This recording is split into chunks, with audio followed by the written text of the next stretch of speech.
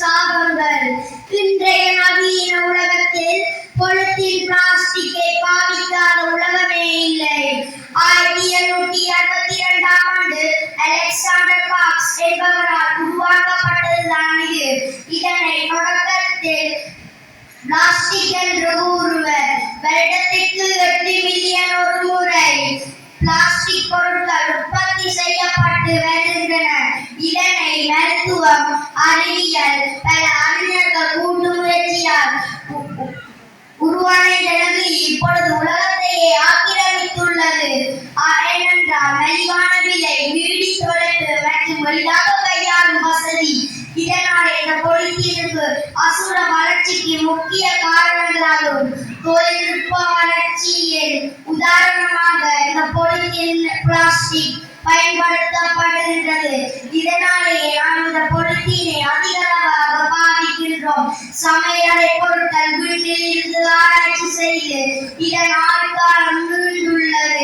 இதனாலேயே நாம் அன்றாடம் பயன்படுத்துகின்ற பிளாஸ்டிக் பொருட்கள், வாளிகள், குடங்கள், பெட்டிகள் மற்றும் வீட்டு உபயோக பொருட்கள், மின் சாதனங்கள், சமையலறை பொருட்கள் போன்றவற்றை நாம் பயன்படுத்துகின்றோம். இதனாலேயே ஆபரணங்கள் பல படிமுறையில் காணப்படுகிறது. நாம் மிக பெரியதாக துணை புரிகிறது. இதன் நெகிழ்தன்மை மற்றும் கூடியது. எவ்வளவுதான் இந்த நெகிழிகள் மனிதனுக்கு வசதியை தந்தாலும் இதனால் முதலில் தீமை உங்களுக்கு தெரியுமா? உங்களுக்கு தெரிய போகிறது. சாதாகவே பொலித்தீன் மக்குவதற்கு பல்லாயிரம் ஆண்டுகள் தேவை. அத்துடன் இந்த பொலித்தீனை நாம் தெருவோரங்களில் வீசி விடுகிறோம். தெருவோரங்களில் பிராணிகள் இதை உணவென்று எடுத்து அதை உட்கொண்டு இறந்திருக்கின்றன. இதை நாம் கடற்கரையில் வீசி விடுகிறோம். கடலில் வாழும் பிராணிகள் அதை பாதிப்பு அடைகின்றன. இதை நாம் நீர்த்தள்ளி இருக்கும் இடங்களில் தூக்கி போடுகிறோம். அதற்குள் வாழும் பிராணிகள் இறங்குகின்றன. இவ்வளத்தையும் செய்து கடைசியாக நாம் நெகிழிப்பைகளை எரிக்கின்றோம்.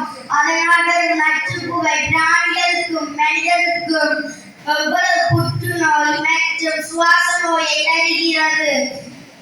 நாம் பொலித்தீனை அதிக அளவில் பாவிப்பதால் நம் ஊருக்கு தான் பாதிப்பு. இந்த அழகிய பூமி நமக்கும் நமது தரித்திரருக்கும் சொந்தமானது. ஆகவே நாம் இந்த நெகிழிப்பைகளை குறைத்து பசுமை உலகை காப்போம் என சொல்லி நான் விடைபெறுகிறேன்.